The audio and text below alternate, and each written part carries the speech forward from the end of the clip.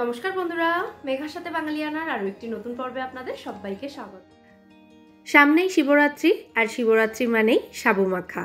তাই আজ নিয়ে এসেছি সাবু মাখার দারুণ একটা রেসিপি, চিনি, মিষ্টি দই, সন্দেশ এগুলো ছাড়াই। তাহলে চলুন আর দেরি না করে এবার ঝটপট রেসিপিটা দেখে নেওয়া যাক। সাবু মাখা বানানোর জন্য সবার প্রথমে আমাদের ছোটো দানার সাবু নিয়ে নিতে হবে। আমি এখানে হাফ কাপ সাবু নিয়েছি, আর ওজনে এটা প্রায় 100 গ্রাম মতো সাবু আছে। এটা দিয়ে দুজনের জন্য সাবু মাখা তৈরি করে নেওয়া যাবে। সাবুটাকে প্রথমে ভালো করে ধুয়ে নিতে হবে জল পাল্টে পাল্টে 2 থেকে 3 বার।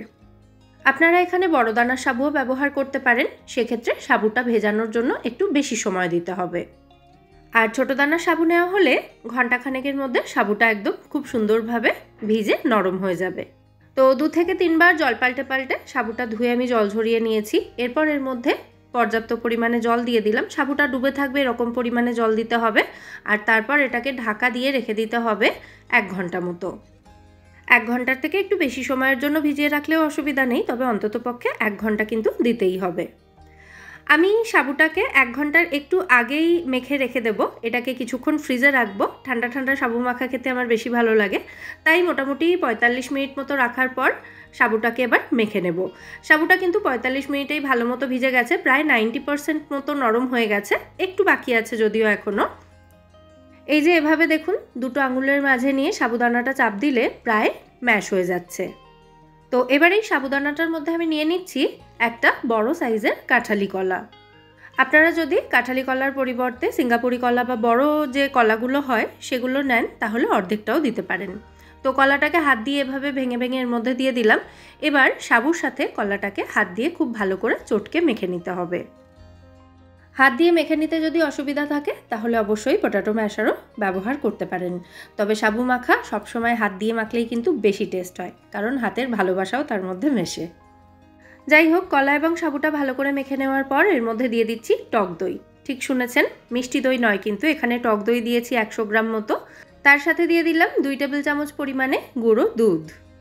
আর শীত যেহেতু সদ্য গেল, খেজুরের গুড় সংরক্ষণ করে আমি ফ্রিজে রেখেছি বেশ খানিকটা, তার থেকেই দিয়ে দিলাম এখানে 1/4 কাপ মতো খেজুরের গুড়। আপনারা মিষ্টিটা যে যা স্বাদ অনুযায়ী দিতে পারেন।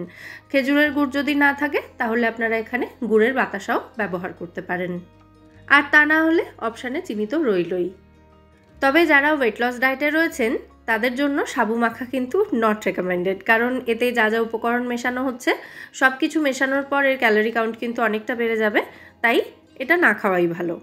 প্রত্যেকটা রেসিপির মতো এখানেও হয়তো আপনারা জিজ্ঞেস করবেন ওয়েট লস ডায়েটে এটা খাওয়া যাবে কি না, সেই জন্যই জানিয়ে দিলাম।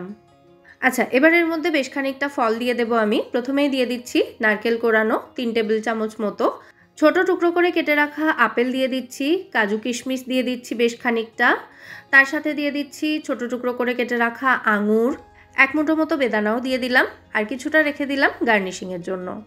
তো এরপর আবার সমস্ত উপকরণ খুব ভালো করে একসাথে মিশিয়ে নিলেই কিন্তু সাবু মাখা এখানে অলমোস্ট রেডি হয়ে যাবে।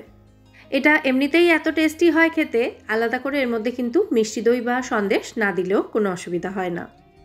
তো সবশেষে এর মধ্যে জাস্ট একটা ছোট্ট উপকরণ আরও অ্যাড করব, যাতে এর টেস্ট ফ্লেভার দুটোই কিন্তু অনেক অংশে বেড়ে যাবে। সেটা হচ্ছে গন্ধরাজ লেবু বা কাগজি লেবুর রস। খুব বেশি দিতে হবে না, জাস্ট 4 থেকে 5 ড্রপ লেবুর রস কিন্তু যথেষ্ট। এত সুন্দর একটা রিফ্রেশিং ফ্লেভার আসবে এতে সাবু মাখার মধ্যে, যে উপোসের দিনে খেয়ে কিন্তু মন শরীর দুটোই তৃপ্ত হয়ে যাবে। তো আবারও একবার সমস্ত উপকরণ ভালো করে মিশিয়ে নিলেই কিন্তু আমাদের সাবু মাখা এখানে সার্ভ করার জন্য একেবারে রেডি হয়ে যাবে।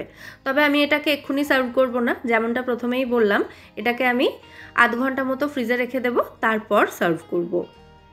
তো এবার যে সমস্ত ফল আমি সাবু মাখাতে ব্যবহার করেছি সেগুলোই অল্প অল্প করে রেখে দিয়েছিলাম, সেগুলো দিয়েই কিন্তু এটাকে একটু সুন্দর করে সাজিয়ে গুছিয়ে তারপর পরিবেশন করব।